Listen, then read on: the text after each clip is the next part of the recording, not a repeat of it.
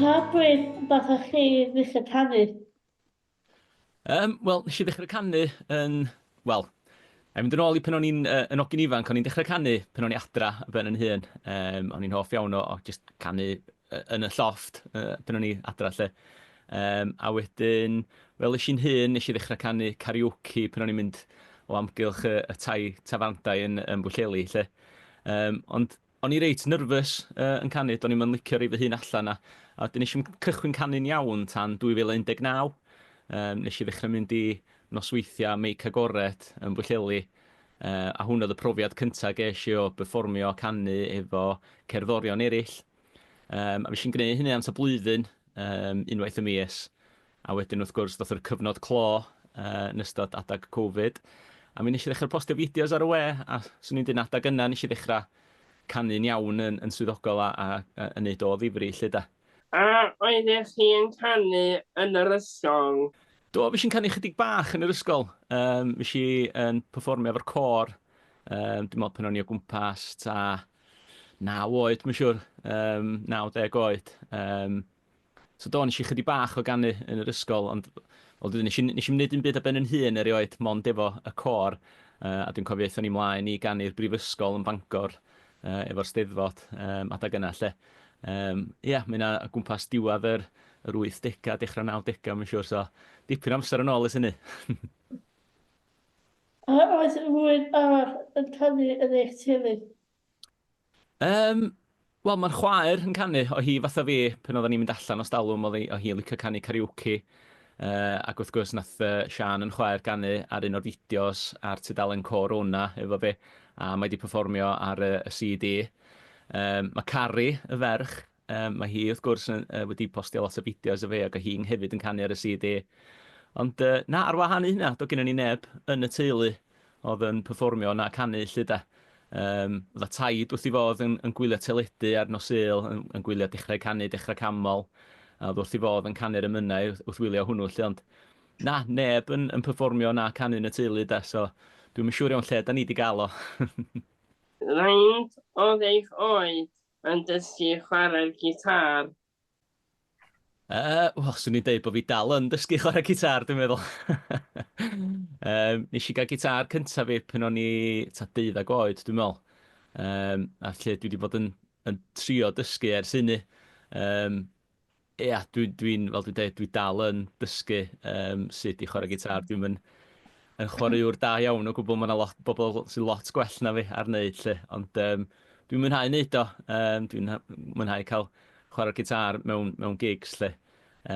Ond ia, esta pan o'n i'n ta 12 oed, nes i gychwyn lle. Ydych chi yn hoffi dodginio a pam? Yndw, dwi wrth y modd yn gigio, yndw. Mae hwnnw eto yn rhywbeth sydd wedi yn brofiad mor newydd i fi ers cychwyn y siwrna yma. Fel o'n i sôn gyna, do'n i'm yn berson hyderus iawn. O'n i'n reit nerfus yn canu o flaen bobl erioed. Wedyn mi oedd gwneud gigs yn cam mowr i fynd ymlaen ac am mynd ar lwyfan yn enwedig lle o flaen pobl. Ond dwi wrth y modd, enwedig, o postio fideos ar dudalen Corona, wrth gwrs, o'n i adra yn yr stafell yma, o'n i'n recordio nhw i gyd lle, wedyn do'n i'm yn gweld neb adag yna. A felly, mae'r gigio wan, pan dwi'n cymryd allan a cael cyfarfod pobl, mae'n ffordd neis o cael diolch i bob oedd yn gwylio adag yna am eu cefnogaeth. As heb y pobl oedd yn gwylio fi ac yn hoffi'r fideos o'n i'n neud, fyswn ni'n gwneud hyn o gwbl. Felly, yndi mae'r gigs yn ffordd o gysylltu fo'r gynulleidfa ac yn mynd allan a diolch i bobl. A maen nhw jyst a lot o hwyl. A mae yna gymaint o brofiadau gwahanol o wneud y gigs yn y tafandau i bod ar lwyfan yn Neuadd Dwyfor yn Pwllheli, lle dwi wedi tyfu fyny. Nes i roed meddwl swn i'n cael canu ar llwyfan y Neuadd Dwyfor o blaen. Ac a gwneud pethau wedyn fatha Noson Lawen a Can i Gymru, felly mae jyst i agor drysa i performio mewn gymaint o lefydd. A ynddi, dwi wrth y modd, da. Dwi rili yn mwynhau cael gwneud y gigs. Beth yw eich hoff fwyd? Yn hoff fwyd, swn i gorfod dweud ydy pizza. Ia, dwi'n meddwl pizza fysa fo. Pen da ni'n mynd allan am fwyd, a falle os oes o pizza ar y menu, dyna'n bendant na i gymryd. Pen da ni'n mynd i gwylio ffilms yn Llandudno yn y rwla, da ni bod tro'n stopio yn y lle pizzas o fanna. So, a dwi wedi bod yn lwcus i gael mynd i'r Eidal ar y mis Mel blynyddoedd maith yn ôl lan. A mi ges i bitsa iawn o'r Eidal, wedyn, swn i'n dyna pitsa. Pitsa efo ham a madarch ydy'r y prif un, swn i'n ddewis bob tro. A gafwch chi yn nerfus chi mynd ar y llwyfan? Yndw, dwi dal yn cael y nerves. Fel dwi dweud, dwi wedi bod yn berson nerfus eitha, dim llawer o hyder erioed lle, ond ma' cael gwneud y gigs yna a cael mynd allan a perfformio wedi newid hynna, da mi wedi reid gymaint o hyder i fi lle i gael gwneud. Ond na, swn i'n dweud bod i dal yn mynd yn nerfus cyn mynd ar y lwyfan. Just yr moment na cyn mynd ymlaen a dechrau canu lle, ond unwaith dwi wedi cychwyn, dwi'n iawn da. Ond dwi'n meddwl bod o'n beth eitha da bod rwy'n yn cael chydig bach fel y butterflies ma yn bol cyn mynd allan i perfformio. So, yndi, mae dal yna, ond dwi'n mor nerfus ag o'n i ers dalwm. Sut ydych chi yn mwynhau'r bywyd as yn curo can i Gymru? Wel ia, mae y profiad o cael bod ar Can i Gymru di agor gymaint o ddrysa. O hwnna rhywbeth nes i rioed ddychmygu sy'n wedi cael gwneud erioed. Dwi wedi gwylio gymaint o artistiaid eraill yn perfformio ac hir ar hyd y blynyddoedd. Ac oedd o jyst yn gwireddu breuddwyd cael bod ar y rhaglen a bod yr rhan o'n yma ac wrth gwrs i fod yn llwyddiannus efo y gan hefyd. Mae bywyd jyst i bod mor brysur ar ôl hynny, mae di agor gymaint o ddrysa. Cael y cyfle i perfformio yn gwahanol lefydd, lle fel ni'n sôn, Noson Lawen, ges i fynd drosodd i America i ganu yn y gwyl Gymraeg. So, yndi, mae bywyd di mynd yn brysurach, mae yna yn saff i ddeud, es Can i Gymru. Ond, am y gorau, swn i'n dweud, fel di dweud, mae jyst i agor drysa ac yn di'n profiad gwych, lle. Faint o weithiau ydych chi yn rhannu mewn diwrnod y fis? Mae'n dibynnu. Fydda i'n fel arfer yn gwneud rhyw 4-5 gig y mis. A wedyn mae'n dibynnu wedyn os oes rhywbeth eraill ymlaen hefyd, lle da. Wrth gwrs, fydda i'n canu o gwmpas tŷ, dim bod teulu yn eisiau gwrando na fi drwy'r adag chwaith. Ond, fydda i'n trio gwneud rhyw, fel arfer rwan, rhyw 4-5 gig y mis, lle. Wedyn, yn cadw fi reis brysur. Ac oes gennych chi hoff gan i ni gael chwarae i chi? Hwnna'n gwestiwn da iawn. Dwi'n tueddu o rando bob math o gerddoriaeth. A mae'n anodd rhaid o lawr i un gan. Ella swn i gorfod dewis can, swn i'n deud rhywbeth fatha Suspicious Minds gen Elvis. Dwi'n fan mawr o Elvis. Ond dwi'n tueddu o gwrando ar bob math o ganeuon o bethau Cymraeg gen bobl fatha Tony Galoma a Bryn Fawn, dwi'n fan mawr o. A wedyn dwi'n licio gwrando ar y gerddoriaeth wedyn o'r 60au, 70au, y cerddoriaeth Saesneg a hyd yn oed bethau fatha rock music a felly mae gennau restr eang o ganeuon ac artistiaid dwi'n licio, ond mae Elvis bendant. A pan y gan, felly? Sori? Pan ti'n dewis y can yma?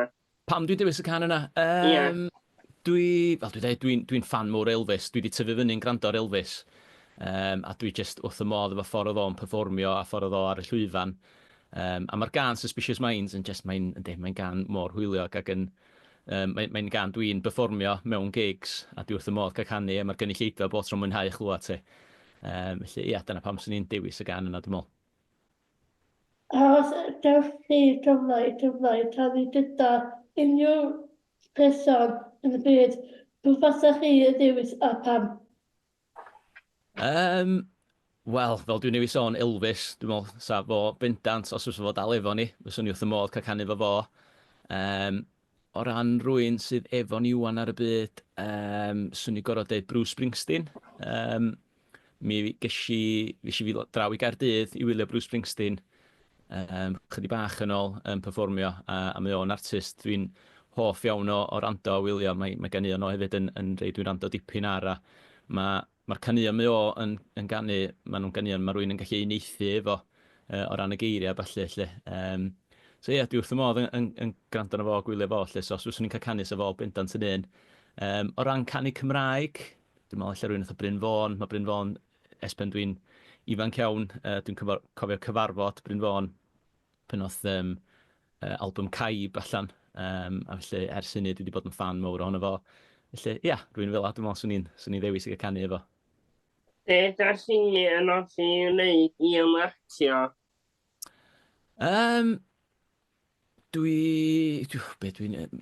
Byddai'n offi mynd i redag yn bora. Dwi'n gwybod dyn nhw'n swnio fatha ymlacio llawer. Ond mae'r redag yn rhywbeth sy'n bwysig iawn i fi cymryd allan a cael awyr iach.